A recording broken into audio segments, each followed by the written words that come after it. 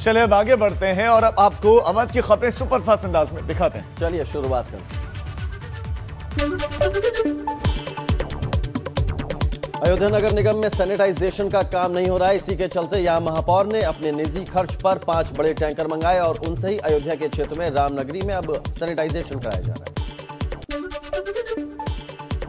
Corona काल में कानपुर के हेलट हॉस्पिटल में कोविड मरीजों के लिए आरक्षित 34 वेंटिलेटर कई दिनों से खराब हैं। ऐसे में मरीजों की जान बचाना बेहद मुश्किल हो गया। ये कब ठीक होंगे, ये अपने आप में बड़ा सवाल। अंबेडकर नगर में कोरोना का कहर जारी है। यहां पिछले 24 घंटे में कोरोना के 45 नए मरीज सामने आए। वहीं अब यहां एक्टिव केसों की संख्या 710 पहुंच गई है। कोरोना से इलाज के बाद 2700 से ज्यादा लोग ठीक भी हुए हैं। प्रयागराज में अपने पक्ष में वोट न किए जाने से नाराज दबंगों ने दूसरे पक्ष के ऊपर जानलेवा हमला बोल दिया और आमने सामने हुई मारपीट में कई लोग घायल हुए और अब मारपीट का वीडियो सोशल मीडिया पर वायरल है। बाराबंकी में पंचायत चुनाव को लेकर हुए विवाद में खूनी संघर्ष हो गया। इस दौरान दो पक्षों के लोगों में मारपीट हुई, बमबाजी भी हुई और अब मारपीट और बमबाजी का वीडियो वायरल हो रहा है। सीतापुर में जिला पंचायत सदस्य के 79 पदों में से 8 पदों पर जीत हार को लेकर बने विवाद का मतगणना अधिकारी सुलझा पाए नहीं। नवनिर्वाचित जिला पंचायत सदस्य ब्लॉक से लेकर जिला मुख्यालय अधिकारियों के कार्यालयों के चक्कर अब लगा रहे हैं। अमेठी में नवनिर्वाचित जिला पंचायत सदस्य के भाइयों ने चुनावी रंजिश में जमकर उत्पात मचाया। इन्होंने महिला प्रधान पद की प्रत्याशी के पति का अपहरण करने की कोशिश की, हालांकि किसी तरह मामला शांत हो सका। सुल्तानपुर में नवनिर्वाचित प्रधान की जीत के जश्न में दरवाजे पर हो रही आतिशबाजी का विरोध करने पर कुनबे को यह महंगा पड़ गया और इसके बाद समर्थकों ने ईंट पत्थरों से घर पर पथराव शुरू कर दिया। मामले में पुलिस ने संज्ञान लिया। तो अवध की खबरें सुपरफास्ट अंदाज में आपने देखी। अब आगे बढ़ते हैं। चलिए कुछ और खबरों का रुख कर लेते हैं। बात राजधानी लखनऊ की करते हैं। यहां पर एयरपोर्ट पर कस्टम विभाग को बड़ी कामयाबी मिली है। लखनऊ एयरपोर्ट पहुंचे 2 यात्रियों के पास मिला है 1 किलो से ज्यादा सोना। बड़ी खबर लखनऊ से। दुबई से लखनऊ लेकर पहुंचे थे ये सोना दोनों यात्री।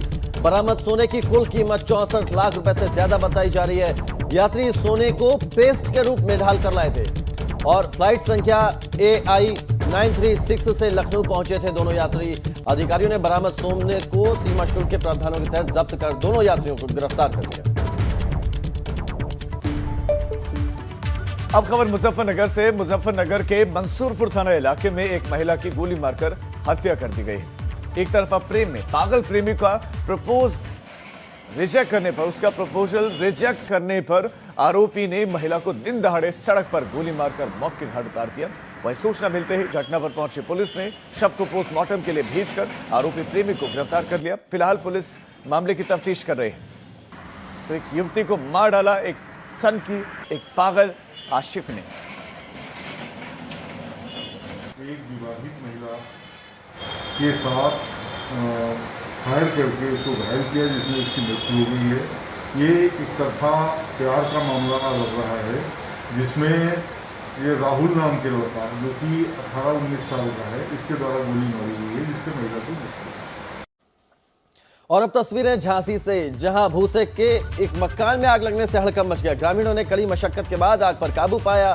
थाना समथर क्षेत्र का ये मामला बताया जा रहा है। इस घर में भूसा रखा हुआ था और यहाँ पर आग लग गई और उसके बाद ग्रामीणों को आप देख सकते हैं कि खुद ही वो कड़ी मशक्कत के बाद आग पर काबू पाने की कोशिश कर रहे हैं। आग कितनी भयावह है, कितनी भीषण है, वो इन तस्वीरों को देखकर आप अंदाजा लगा सकते हैं। झांसी की ये तस्वीरें हैं जहाँ पर एक मकान में आग लगी। भूसे का ये मकान था जिसमें आग लगी।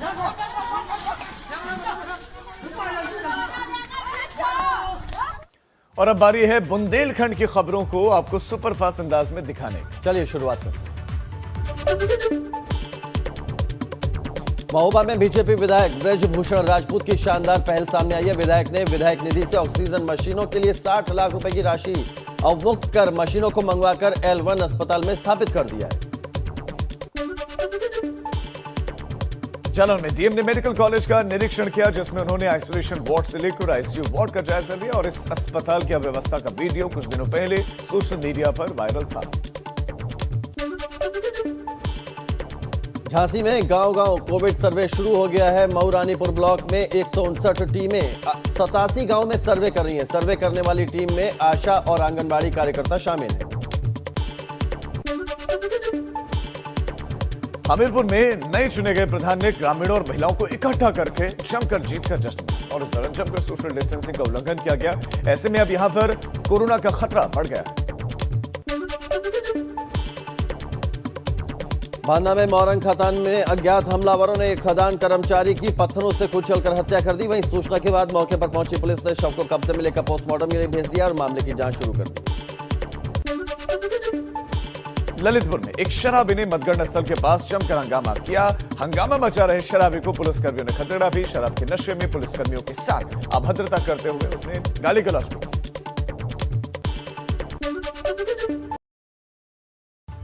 अब खबर एटा से, जहां पर पंचायत चुनाव में बीजेपी को हरवाने के आरोप लगवाकर बीजेपी के 4 विधायक सैकड़ों बीजेपी कार्यकर्ताओं के साथ जिलाधिकारी कार्यालय के सामने अपनी ही सरकार में धरने पर बैठ गए। विधायकों का आरोप है कि एटा जिला प्रशासन ने जिला पंचायत सदस्यों के चुनाव में बेईमानी करवाकर सपा उम्मीदवारों को जीत दिलाई और बीजेपी के उम्मीदवारों को हरा दिया। बीजेपी विधायकों के धरने की खबर सुनकर एटा के जिला अधिकारी विभाग चहल और वरिष्ठ पुलिस अधीक्षक एटा उदय शंकर सिंह विधायकों को समझाने के लिए पहुंचे, लेकिन विधायक साहब माने नहीं।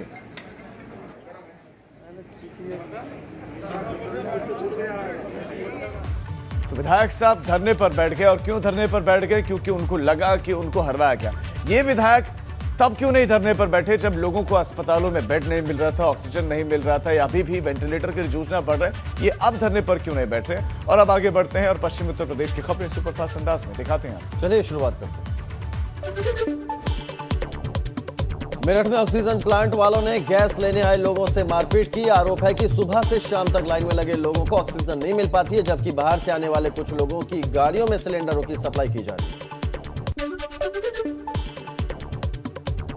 अलीगढ़ के दीनदयाल उपाध्याय अस्पताल के उसका एक ऑडियो सामने आया है, जिससे अस्पताल के अंदर मरीजों के साथ हो रहे व्यवहार की पोल खुल रहे। वायरल ऑडियो में जो चीजें सामने आई हैं उससे हड़कंप मच गया है। बागपत में कोरोना पॉजिटिव लोगों के शवों को लेकर शमशान घाट आने वाली एम्बुलेंस चालक लापरवाही कर रहे हैं, तो यहां से जाते वक्त पीपीई किट शमशान घाट के बाहर खुले में फेंक कर जा रहे हैं। गाजियाबाद पुलिस ने अस्पताल में प्रयोग किए गए दस्तानों की धुलाई करके उन्हें पैकिंग कर बेचने वाले गिरोह का पर्दाफाश किया है। पुलिस ने 3 आरोपियों को गिरफ्तार किया और अब इनसे पूछताछ हो रही है। आगरा में वार्ड नंबर 20 से पूर्व सांसद चौधरी बाबूलाल की पुत्रवधू सीमा चौधरी चुनाव हार गई। यहां से बसपा समर्थित मुरारी लाल जिला पंचायत सदस्य निर्वाचित हुए। निर्वाचन अधिकारी ने बुधवार देर शाम मुरारी लाल को प्रमाण पत्र दिया। बुलंदशहर में स्याना हिंसा में मुख्य आरोपी योगेश राज ने वार्ड नंबर 5 से जिला पंचायत सदस्य के चुनाव में जीत दर्ज कराई। जमानत पर जेल से बाहर आए योगेश राज वार्ड नंबर 5 से निर्दलीय रूप में चुनावी मैदान में था और जीत गया। एटा में पंचायत चुनाव में बीजेपी को हरवाने का आरोप लगाकर बीजेपी के 4 विधायक धरने पर बैठ गए। आरोप है कि जिला प्रशासन ने जिला पंचायत सदस्यों के चुनाव में बेईमानी करवाकर समाजवादी पार्टी के उम्मीदवारों को जीत दिला दी। ग्रेटर नोएडा में एक्सप्रेस वे पर ट्रक में लगी भीषण आग ने देखते देखते विकराल रूप किया धारण। बताया जा रहा है कि ट्रक नोएडा से ग्रेटर नोएडा की तरफ जा रहा था। तो पश्चिमी यूपी की खबरें थी, हमने आपको बताई फटाफट अंदाज में। कुछ और खबरों का रुख कर लेते हैं। बात करते हैं उत्तराखंड की राजधानी देहरादून की, जहां 10 मई तक बढ़ाया गया है कोरोना कर्फ्यू। मंत्रियों के साथ मुख्यमंत्री की अनौपचारिक बैठक में यह फैसला लिया गया है। देहरादून, हरिद्वार और उधम सिंह नगर में 10 मई तक कोरोना कर्फ्यू बढ़ाया गया है। नैनीताल जिले में भी 10 मई तक कोरोना कर्फ्यू बढ़ाया गया है। कोरोना के बढ़ते संक्रमण की चेन को तोड़ने के लिए यह फैसला लिया गया है। पहले आज सुबह ये कर्फ्यू, कोरोना कर्फ्यू खत्म होना था, लेकिन अब इसकी मियाद बढ़ाकर 10 मई तक कर दी गई है।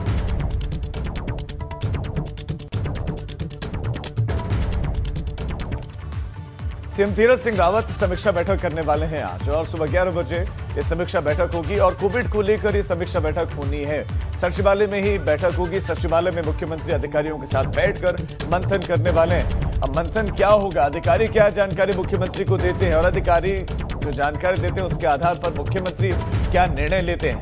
अब किस दिशा में उत्तराखंड आगे बढ़ेगा? बढ़ते कोविड के केसेस, बढ़ती मौत की संख्या को कैसे काबू में पाया जाएगा? पहाड़ी जिलों तक केसेस का पहुंचना और वहां पर संक्रमण से मुक्ति पाने के लिए उस तरह के संसाधन ना होना, अस्पतालों का ना होना, डॉक्टरों का ना होना, तो क्या निर्णय लिया जाएगा, देखने वाली बात है।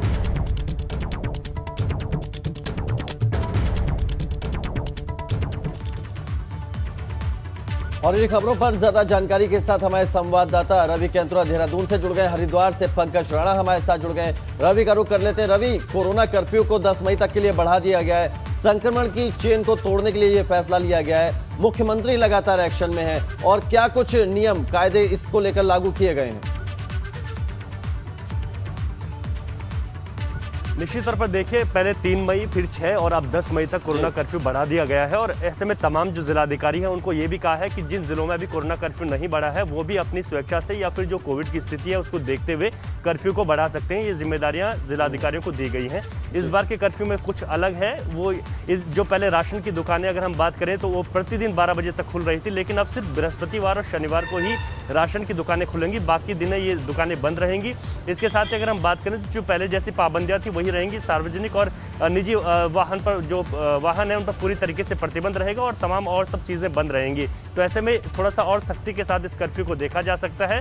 वैसे अमूमन कल ये भी माना जा रहा था कि सरकार कोरोना के बढ़ते केसेस को देखते हुए, क्योंकि पिछले 24 घंटे में एक बार फिर से उत्तराखंड में कोरोना ने पिछले सारे रिकॉर्ड तोड़े हैं और ऐसे में लॉकडाउन की तरफ भी कुछ इशारा चल रहा था कि हो सकता है कि मुख्यमंत्री की जो बैठक चल रही है उसमें लॉकडाउन को लेकर भी कुछ सोचा जा सके। लेकिन फिलहाल अभी स्थितियां तो लॉकडाउन की हैं और लोग भी ये चाहते हैं, लेकिन फिलहाल अभी सरकार लॉकडाउन का साहस उत्तराखंड में नहीं जुटा पाई है और कोरोना कर्फ्यू की ही अवधि को बढ़ा दिया गया है। तो अब 10 मई की सुबह 5 बजे तक कोरोना कर्फ्यू की अवधि को बढ़ाया गया है। इसके साथ ही अगर हम बात करें हरिद्वार, देहरादून, उधम सिंह नगर, नैनीताल, इन जिलों में कोरोना कर्फ्यू को 10 मई तक लगा दिया गया है। और जो अन्य जिले हैं, क्योंकि टिहरी सब भी पहाड़ी जिलों में सबसे ज्यादा प्रभावित है, तो ऐसे में टिहरी जिले में भी हो सकता है कि आज एक आदेश आ जाए और उसको वहां पर भी कर्फ्यू बढ़ाया जाए। तो सभी जिलाधिकारियों को कहा गया है कि वो अपने जिले की स्थिति को देखकर कर्फ्यू को लेकर निर्णय ले सकते हैं। और ऐसा लगता है कि अब कोई और विकल्प बचा भी नहीं है, क्योंकि उतने संसाधन है नहीं, उतना इंफ्रास्ट्रक्चर है नहीं। तो ऐसे में ये एकमात्र विकल्प कि संक्रमण रोके तो लोग घरों में रहे।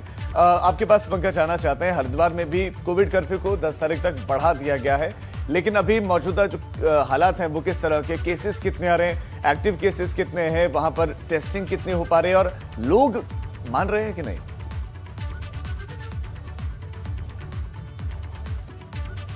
बिल्कुल राजीव, देखिए हरिद्वार में कर्फ्यू को 10 मई तक बढ़ा दिया गया है और जिस तरह की परिस्थितियां बनी है उसके हिसाब से बाजारों में जो है लोगों की आवाजाही लगी हुई है। पिछले दौरान जो कर्फ्यू रहा है उसके बाद मार्केट में लोग लगातार आते जाते रहे और कई जगह इस तरह की शिकायतें मिली। कर्फ्यू के बाद भी लोगों ने जबरन दुकानें खोली है, चुपचाप शटर डालकर अंदर काम चलते रहे, इस तरह की शिकायतें मिली हैं। कर्फ्यू का जो पालन किया जाना चाहिए था वो इसकी नजर नहीं आई थी, लेकिन क्योंकि आज से फिर कर्फ्यू 10 मई तक बढ़ाया गया तो संभावना जताई जा रही है कि इसमें कुछ सख्ती बरती जाएगी। लेकिन जिलाधिकारी ऋषि रविशंकर ने कल एक आदेश जारी किए थे कि हरिद्वार जिले की जो ग्रामीण क्षेत्र है उनमें खाद की दुकानें, कृषि यंत्र की दुकानें, उसके अलावा जो मैकेनिक है, टायर पंचर की दुकानें 12 बजे तक खुल गई। तो ये दुकानों को खोलने के आदेश दिए गए हैं। 12 बजे तक ये दुकानें खुलेंगी, लेकिन फल सब्जी की दुकानें भी 12 बजे तक ही खोलने के आदेश दिए गए हैं। मेडिकल की दुकानें 24 घंटे तक खुल सकती हैं। तो ऐसे में ये कहा जा सकता है कि लोग अपने हिसाब से इन चीजों को ले नहीं रहे हैं। कोरोना के जिस तरह से मामले बढ़ रहे हैं उसको सख्ती से पालन कराने के लिए पुलिस बाजारों में नजर नहीं आती है। तो कहीं ना कहीं ये एक सख्ती के रूप में नजर नहीं आ रहा है। अव्यवस्थाएं हैं और ये प्रशासनिक स्तर से हैं,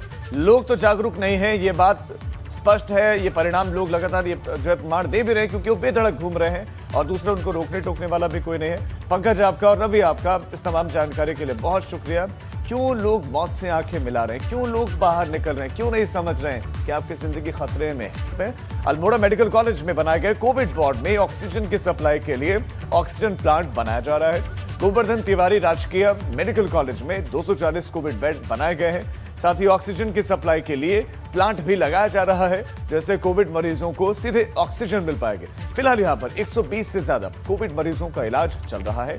ऑक्सीजन प्लांट का काम भी 15 दिन के भीतर पूरा हो जाएगा। ऑक्सीजन प्लांट लगने में लगभग 15-20 दिन और लगेंगे, लेकिन क्योंकि मरीजों की संख्या लगातार बढ़ रही है तो हमारा जो मैनीफोल्ड सिस्टम लगा हुआ है उसको हमने टेस्टिंग करा ली है और मैनीफोल्ड पे ही सिलेंडर लगा दे रहे हैं। वहाँ से डायरेक्ट सप्लाई पेशेंट के हेड एंड तक हो जाएगी।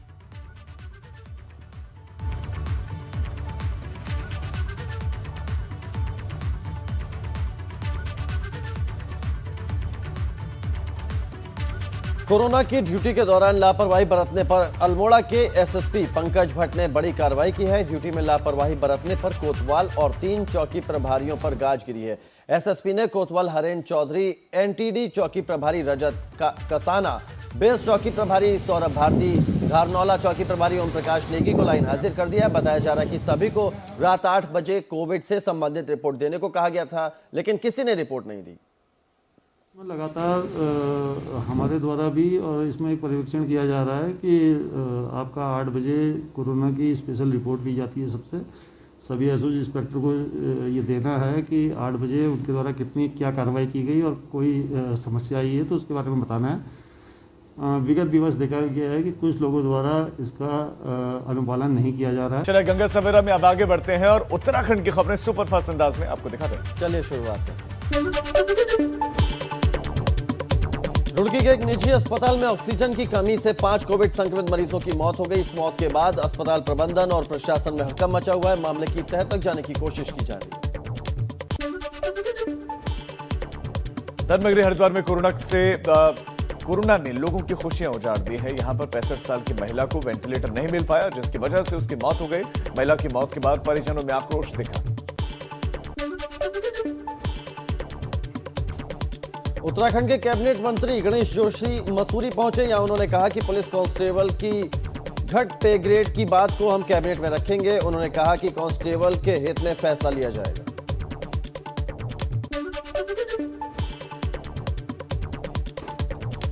बागेश्वर में कोरोना का कहर जारी है। यहां बीते 24 घंटे में कोरोना के 215 नए मामले सामने आए। वहीं अब यहां एक्टिव मरीजों का आंकड़ा 600 के पार पहुंच गया। अब तक कोरोना से यहां 22 लोगों की मौत हो चुकी है।